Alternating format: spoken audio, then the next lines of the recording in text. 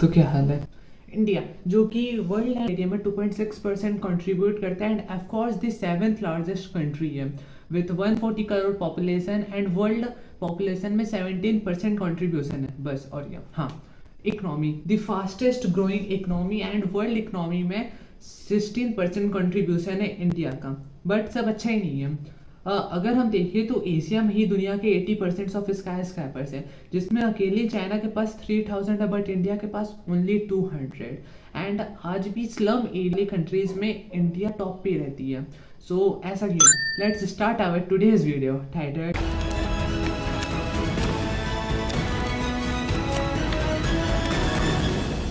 Welcome in 1950, जहां India को recently independence मिली थी एंड यहाँ पे दुनिया भर की प्रॉब्लम्स थी इंक्लूडिंग लोगों को हाउसिंग प्रोवाइड करना। अगर हम चाहते तो उस टाइम पे सिंगापुर जैसे हाई राइज बिल्डिंग बना के कम एरिया में ज़्यादा लोगों को हाउसिंग प्रोवाइड कर सकते थे। बट इंडिया के मैनेजमेंट ऐसा है कि जिस स्पीड से हम हाई राइज बिल्डिंग्स बनाते हैं उस हिसाब से उनको छोड़ो उनके बच्चों को भी घर नहीं मिल पाता। तो सबके आचार विचार और समाचार में एक ही विचार गूंजने लगा कि इसका सॉल्यूशन क्या होगा। तभी इंडिया का सबसे बड़े आर्किटेक्ट चार्ल्स कोरिया ने यह आइडिया दिया कि इंडिया में हाई राइज बिल्डिंग्स की जगह लो राइज बिल्डिंग्स बननी चाहिए, क्योंकि इससे दो फायदे हो गए। पहली, हाई राइज बिल्डिंग बनने में जितना पैसा लगेगा उतने में हम 2 या 3 घर बना सकते हैं आराम से। एंड सेकेंडली, ये कम टाइम में बन जाएगा। इसके कारण सिटी जो है वो हॉरिजॉन्टली डेवलप्ड होगी। एंड इसका एग्जांपल हम देख सकते हैं बैंगलोर, दिल्ली, एनसीआर, पुणे, कोलकाता, ये सब हॉरिजॉन्टल डेवलप्ड सिटीज ही हैं। बट ये तो उस समय की बात थी, right? Now welcome back in present. India की मेजर सिटी जैसे मुंबई, जो कि आइलैंड सिटी होने के कारण हॉरिजॉन्टल स्प्रेड नहीं हो सकती, इसलिए वर्टिकल स्प्रेड होती है। एंड इंडिया के ज़्यादातर स्काई स्क्रैपर्स भी मुंबई में ही है एंड इधर ही इंडिया का सबसे ज़्यादा स्लम एरिया भी है। अब देखो, स्लम एरिया का मीनिंग वैसा नहीं है जैसा हमारे माइंड में क्लिक होता है तेरे पास।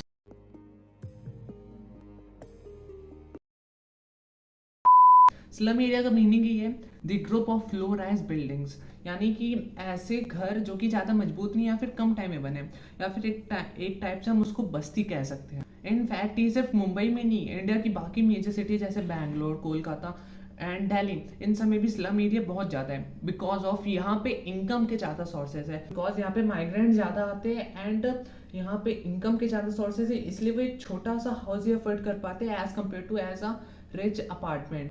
एंड यही मेन रीजन है कि इन सिटीज में स्लम एरिया इतना ज्यादा क्यों है।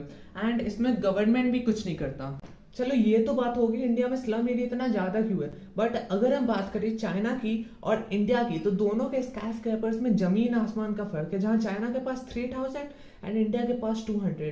तो ऐसा क्यों? एंड इंडिया में स्काई स्क्रैपर ज्यादा बनते क्यों नहीं है? उनको स्काई स्क्रैपर बनाना क्यों नहीं चाहता? इमेजिन करिए आपको एक स्काई स्क्रैपर बनाना है, तो सबसे पहले आपको क्या चाहिए होगी? एक प्रॉपर्टी। अगर आप कोई हिल पे प्रॉपर्टी लेते या फिर डिजर्ट पे लेते या फिर ऐसी जगह पे जो ज्यादा डेवलप नहीं, या फिर कोई गांव के बीच ले लेते हैं, तो इन सब पे स्काई स्क्रैपर बनाना कुछ ज्यादा वियर्ड नहीं लगेगा? तो इसके लिए हमें कोई एक सिटी में लैंड खरीदना पड़ेगा, जैसे मुंबई एंड दिल्ली एंड जितनी भी सिटीज है, यहाँ पे प्रॉपर्टी के रेट आसमान छूते हैं। बाई चांस अगर आप मुंबई में प्रॉपर्टी भी ले लेते हैं, तो वहां पे आप स्काई स्क्रैपर जब तक नहीं बना सकते जब तक आपको एफएसआई की परमिशन ना मिले। एंड एफएसआई परमिशन दी गई नहीं। एंड एफएसआई का मतलब भी होता है फ्लोर स्पेस इंडेक्स। एंड इसको बनाने के पीछे का भी एक अलग रीजन था।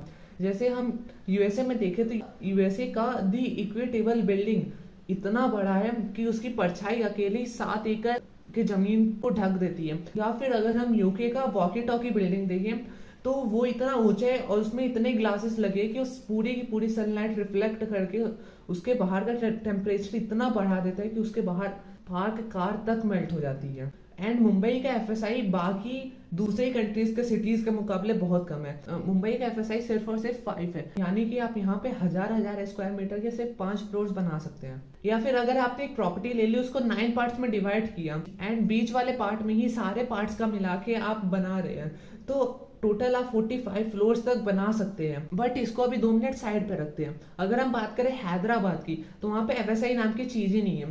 तो इस हिसाब से हैदराबाद तो इंडिया की सबसे ऊंची सिटी होनी चाहिए, वहां पे स्काई स्क्रैपर्स क्यों नहीं है? तो इसके पीछे आता है AAI, aeroplane authority of India. And इसके बनाने का पीछे का भी एक अलग ही रीजन है, क्योंकि एरोप्लेन अथॉरिटी ऑफ इंडिया कभी नहीं चाहती कि उनके एरोप्लेन का किसी स्काई स्क्रैपर के साथ एक्सीडेंट हो। एंड जो मुंबई का केस साइड रखा था उसमें भी यही है, अगर आप चाहे जितनी चाहे उतनी ऊंची बिल्डिंग बना सकते हैं, बट एआई की परमिशन के बिना आपकी बिल्डिंग बन ही नहीं सकती। इनफैक्ट एआई के कारण मुंबई में 200 से भी ज्यादा प्रोजेक्ट्स रुके हुए हैं। एंड ओवरऑल अगर आप इन दोनों से परमिशन लेके एक स्काई स्क्रैपर बना भी लेते हैं तो क्या चांस है कि कोई उसमें आके रहेगा। मेनली दूसरी कंट्रीज के जो स्काई स्क्रैपर होते हैं उसके अंदर टूरिस्ट आते हैं एंड वहाँ की लोकल पब्लिक भी आके रहती है, तो आपके स्काई स्क्रैपर में कौन सा टूरिस्ट आएगा। तो आपका स्काई स्क्रैपर ऐसी जगह ही बन सकता है जहाँ पे ज्यादा टूरिस्ट स्पॉट ना हो, एंड टूरिस्ट स्पॉट के पास स्काई स्क्रैपर बनाना तो इम्पॉसिबल है। इनफैक्ट इंडिया में तो इम्पॉसिबल ही है। प्लस कॉमन इंडियन पीपल कभी ऐसे अपार्टमेंट में रहना ज्यादा अफोर्ड नहीं करते हैं, क्योंकि उनको लो राइज बिल्डिंग ही ज्यादा अच्छी लगती है। इसके लिए भी एक यूनिवर्सल जवाब है कि आपने ये कहावत सुनी होगी कि मुंबई के अपार्टमेंट माचिस के साइज के होते हैं, मीन्स उनको बंद एरिया में रहना पसंद नहीं है इंडियंस को। एंड इंडियंस को लो राइज बिल्डिंग में ज्यादा ओपन माहौल क्रिएटेड लगता है, इसलिए वो ज्यादातर लो राइज बिल्डिंग में ही रहते हैं। दूसरा यूनिवर्सल जवाब ये है कि इंडिया में अभी भी 13% घरों के पास इलेक्ट्रिसिटी नहीं है, प्लस 60% घर ऐसे हैं जहाँ पे इलेक्ट्रिसिटी कभी भी कट हो जाती है। एंड इसी बीच में एक स्काई स्क्रैपर बनाना लग्जूरियस टाइप का कुछ ज्यादा भीड़ नहीं लगेगा। प्लस एक स्काई स्क्रैपर का वाटर कंजप्शन एक लो राइज बिल्डिंग का वाटर कंजप्शन के मुकाबले बहुत ज्यादा है। एंड तीसरा यूनिवर्सल जवाब, ना जाने कितनी भारी आपकी मम्मी जब सब्जी बना रही होती है उसमें नमक या तेल खत्म हो जाता है, तो आपको पैसे दे के पड़ोस की दुकान पे भेजती है, आप वहां से प्रोडक्ट परचेज करके ले आती है। क्या होता अगर आपको एक स्काई स्क्रैपर में रहते हैं, एक लग्जरियस अपार्टमेंट में रहते हैं, तो ये इम्पॉसिबल है। प्लस अब दुनिया भी थोड़ा एंटी स्काई स्क्रैपर टाइप का हो रहा है, यहाँ तक कि चाइना जो कि स्काई स्क्रैपर बनाने की दौड़ में लगा पड़ा है, उसने भी अपने कुछ जगहों पे स्काई स्क्रैपर बैन कर दिए बनाने से। एंड इसके पीछे का भी अलग रीजन है, क्योंकि स्काई स्क्रैपर बनाने से उस सिटी का कार्बन रेटिंग कुछ ज्यादा ही बढ़ जाता है, इसलिए चाइना स्काई स्क्रैपर्स बैन कर रहा है। प्लस यूरोप में ज्यादातर स्काई स्क्रैपर देखने को नहीं मिलेंगे। एंड इसके पीछे भी मेरे पास एक यूनिवर्सल जवाब है, अगर हम फ्रांस, बर्लिन या फिर कोई भी यूरोप की कंट्री देख ले तो उनका अलग यूनिक इंफ्रास्ट्रक्चर है, उनके बीच में स्काई स्क्रैपर बनाना बहुत बहुत बहुत ज्यादा हार्ड होगा। एंड जितनी भी कंट्रीज है वो स्काई स्क्रैपर बनाती है बिकॉज ऑफ कोई ना कोई मजबूरी है, क्योंकि सिंगापुर उसको कम एरिया में ज्यादा लोगों को हाउसिंग प्रोवाइड करनी थी, इसलिए वो स्काई स्क्रैपर बनाना है। दुबई टूरिस्ट को प्रमोट करने के लिए स्काई स्क्रैपर्स बनाता है। एंड चाइना वर्ल्ड रिकॉर्ड्स तोड़ने के लिए स्काई स्क्रैपर्स बनाता है। एंड इंडिया को उन सबके बीच में नीड्स है नहीं। अगर हम इंडिया की सिटीज देखें जैसे जयपुर, इंदौर, कोलकाता, मैसूर, तो इन सब की अलग ही ब्यूटी है। एंड इंडिया में स्काई स्क्रैपर्स की उतनी नीड नहीं है, एंड जब नीड ही नहीं है तो बना के फायदा क्या। प्लस इंडिया में हमें स्काई स्क्रैपर बनाना भी एक बेवकूफ़ी टाइप की होगी, क्योंकि जब इतने सारे प्रॉब्लम्स हैं तो कौन बेवकूफ बनाना चाहेगा। एफएसआई है, एआई है, वाटर कंजप्शन हद से ज्यादा है, यहाँ पे इलेक्ट्रिसिटी कंजप्शन ज्यादा होगा, हाई कार्बन डेटिंग होगी, एंड इतनी सारी प्रॉब्लम्स है। सो ओवरऑल इंडिया में स्काई स्क्रैपर्स इन्हीं कारण नहीं है।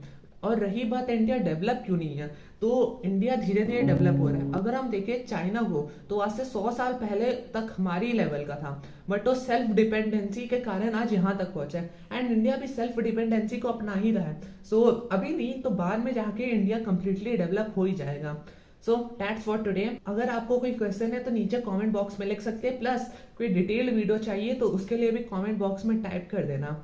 एंड इट्स मी वंश राय।